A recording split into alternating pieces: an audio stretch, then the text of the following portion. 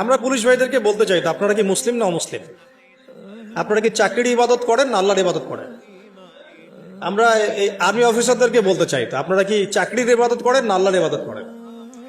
র্যাবের লোকজন যারা আছে, ডিজিএফআই, র্যাব, এনএসআই, আপনারা কি আসলে চাকরিকে ইবাদত করেন, চাকরির ইবাদত করেন না আল্লাহর ইবাদত করেন?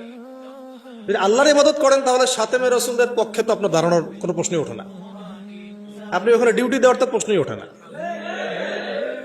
বরং দেখা যায় চাকরিকে আপনি ইলাহ বানাইছেন, এই কারণে দেখা যায় যে রাষ্ট্রীয় দায়িত্ব পালনের অজুহাত দিয়ে নিষ্পাপ নিরপরাধ, নিষ্পাপ বলবো না, অন্তত নিরপরাধ মুসলিম ভাইদের বুকে গুলি চালাইতেও আপনাদের বুক কাঁপে না। তার মানে আপনারা আল্লাহর ইবাদত এখনো করেন না, আপনারা করেন মূলত চাকরির ইবাদত। চাকরিটাকে আপনি ইবাদত বানাইছেন, ইলাহ বানাইছেন। কথা তো বাস্তব। শাপলা চত্বরে ঘটনা, গুলি করা হয়েছে কি হয় নাই?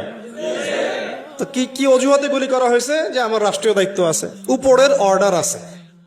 কি আছে? তো উপরের অর্ডারের উপরেও যে আল্লাহ আছেন সেটা আপনার মাথায় থাকে না? উপরে যে অর্ডার দিচ্ছে যিনি, তার উপরেও যে আল্লাহর অর্ডার আছে সেটা মাথায় থাকে না আপনার? তার মানে আপনি কি আরশের মালিকের ইবাদত করেন না, বরং আপনি উপরের মালিকদের ইবাদত করেন।